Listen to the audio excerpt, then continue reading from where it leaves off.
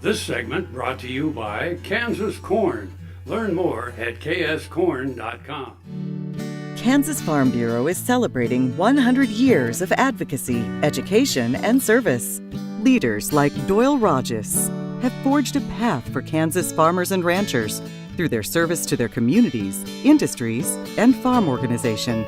In talking about, I think, what made Dad such a great leader, and of course that's being biased of his time as being president of the Kansas Farm Bureau, was really how it got started. And started with a guy by the name of Frank Freeman, who was his FFA advisor. And he encouraged Dad to take up public speaking, thought he might be good at it.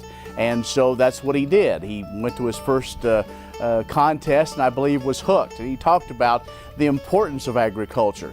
Of course, Doyle's my husband. When he was president, what he would contribute to the counties was leadership and working together. I don't know how many dozens of times when we talked about his role being off the farm and leading Farm Bureau is how everything was always about the members. He was with the County Farm Bureau first, and then he was involved with the Resolutions Committee. That's how it started. With the farming, my dad was, by the time I came around, he was pretty involved in the Farm Bureau.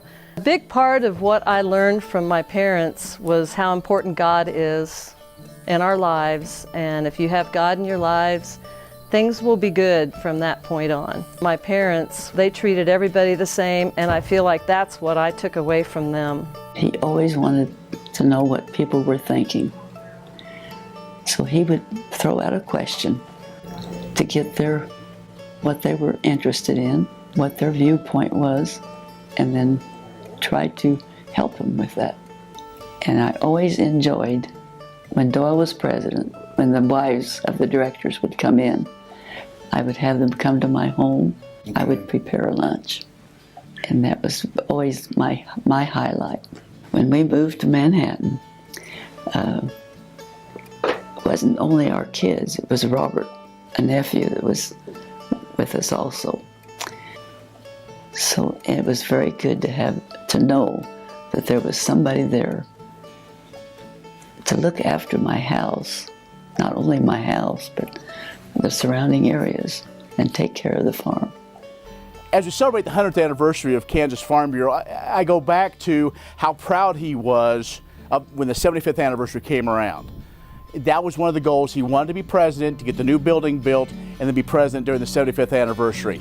But one of the things that I still get a thrill every time I go to the headquarters building and see where those flowers are planted, and on that sign that says Farm Bureau starts with the soil. And to see that and to know that when that building was dedicated, that every county contributed a handful of soil. And so from all over the state, there's a part of everybody that is part of the Kansas Farm Bureau. Every county is there represented every day there at the headquarters. Well, he always wanted what was good for Kansas and the people of Kansas. And he always stressed to leave the land better than where you found it. He always stressed that. And to be kind to your neighbor. And he also knew the hard work of all those farm and ranch families and what they contributed through their membership and through any other involvement that they were. And so I think that's one of the things, if there is such a thing as a lasting legacy, it was the pride that he took in knowing that it was more than just one individual. It's a group, and it's that group from generation to generation, and they all come together as members of Kansas Farm Bureau.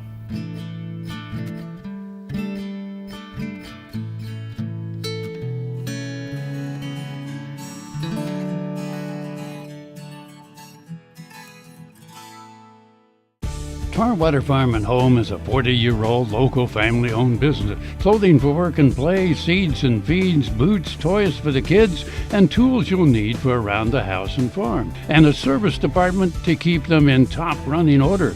It's a big store, so take some time to see what they have for your farm and home. Tarwater's everyday pricing is like others' sale prices. When you need it, they've got it. Tarwater Farm and Home, 4107 North Topeka Boulevard.